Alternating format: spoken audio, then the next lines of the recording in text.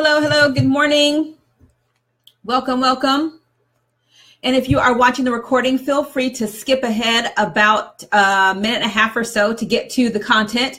And if you are watching the recording, thank you very much. Make sure you hashtag replay so that I know that you're here. And I'll also upload these onto my YouTube channel. So if you're watching on YouTube, thank you very much. And make sure you subscribe so you don't miss anything. But while Facebook is doing its thing, I'm going to share this out in a couple of my favorite places.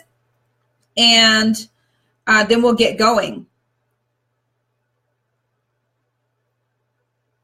All right. I hope you're having a fantastic day. Always a good day. All right. I'm over here. Y'all know me and multitasking, it just don't work. All right. There we go. I finally got my head on straight here. When you hop on, of course, whoops, there we go, got some sound. So when you pop on, let me know who you are and where you're from so I can say hello to you. And I meant to tag the person who asked me this. So let me do that.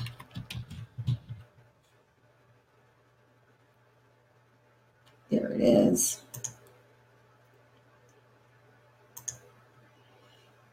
All right. So where am I? Okay, I was in the process of sharing.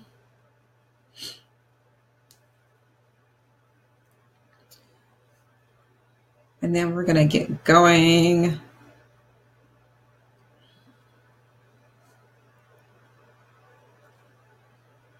All right. It's quiet today.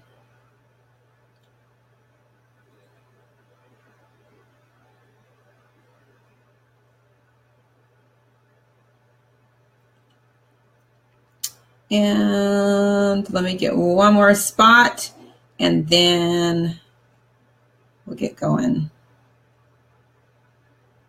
And I forgot what that was just that fast. So I just quit.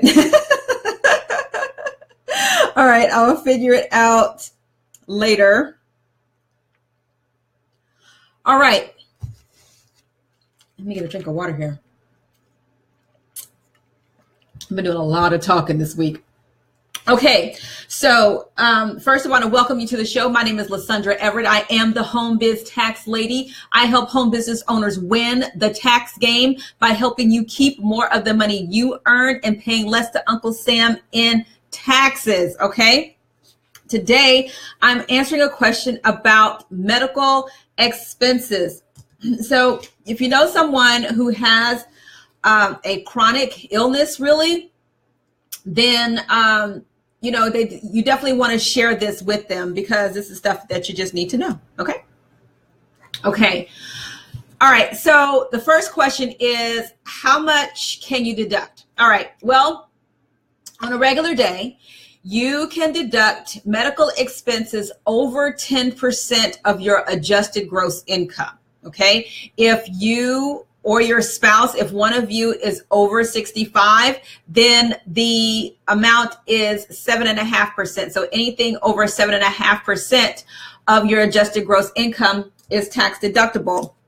So let me get my calculator. I don't know why. Oh my goodness. I don't know why I did not bring the calculator out. Okay, well, I'll use the one on my phone. All right. So what does that look like? Okay, so let's just say, for instance, that your adjusted gross income is $55,000. That means that you can deduct medical expenses exceeding $5,500. Okay, let me write that down.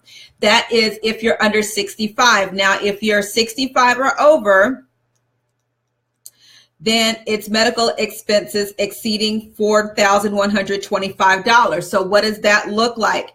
That means that if you have, let's say you have $10,000 in medical expenses, right? And your adjusted gross income, like we said, was $55,000. If you're under 65, that means that you can only deduct $4,500 from your taxes, okay? And if you're over 65 and you have that same $10,000, then you can deduct $5,875. So first, you've got to break that 10% or 7.5% adjusted gross income threshold, and it's anything over that. Okay, so nuts and bolts is the higher your adjusted gross income, really, the less you can deduct, because it's that 10% threshold or 7.5%. But there are a lot of things that you can deduct. Okay, this is where you really need to know, and you got to track and pay attention. Okay, so one of the things, and like I said, especially for my people that are dealing with chronic illnesses, your transportation to and from your appointments is tax deductible. Whether it's mileage, if you have to pay for medical transportation, then those things are deductible. Okay, and that's round trip. And there are lots of things that are deductible. I've got my long list here, but the main thing is that what you want to keep in mind is that it's called prescriptions. Okay, I got comments up here. I don't know why I can't see them. Okay, there we go. All right. Good morning, Arbella. All right, so let's talk about it. What kind of things are deductible? All right, so we've got fees to doctors, dentists, surgeons, chiropractors, psychiatrists, psychologists, non-traditional people like midwives. If you have in-home nursing care, those types of things can be tax deductible. Let's see.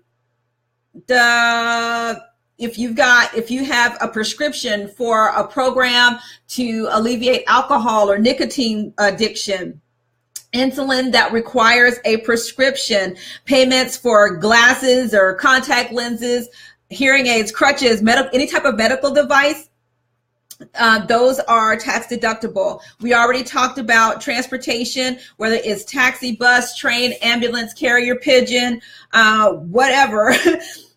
So you can either use the standard mileage rate, or you can use the actual rate like you do for your business. Right? You can use that for your medical expenses, payment for insurance premiums that cover medical costs or long-term insurance care. Now, for my folks that are still working a job, okay, you cannot deduct the part that your employer pays or what you pay that is pre-tax. This is stuff that you're paying after tax, and it becomes tax deductible. So if you're paying for your insurance premium through your job and are using pre-tax dollars, then you cannot deduct this from your taxes. Now, you can't deduct over-the-counter medications. You can't deduct funeral and burial expenses and most cosmetic surgeries, okay? Now, and you can only deduct expenses that you paid for in that year. So January 1 to December 31st, anything that you paid during that 12-month period is tax deductible. Let's see, what else?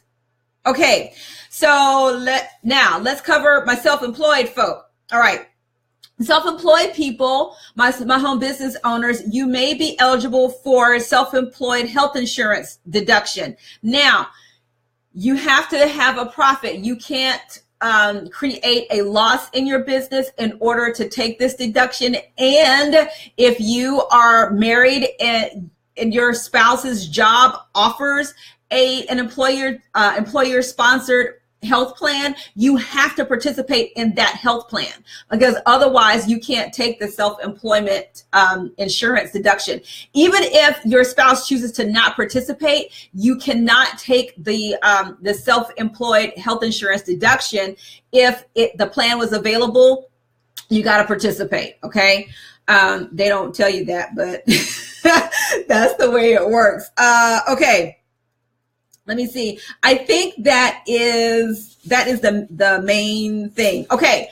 So the takeaways, all right, the takeaways is you need to track your appointments. If you call your doctor, like I said, if this is really for people that have chronic illnesses, whether you're talking about cancer patients, if you've got dialysis, some kind of chronic illness that requires you to stay at the doctor's office a lot, okay, you need to be tracking all of your appointments. You can get a printout from your doctor's office. Your mileage to and fro is tax deductible, to and round trip tax deductible. If you have to take a train, taxi, whatever to get there, that is tax deductible. If you do your mileage, it can be the standard mileage rate, which is usually simpler and works out better for you, or actual vehicle costs. But you still have to know the percentage of your medical miles versus your overall mileage. Okay, that part has not changed.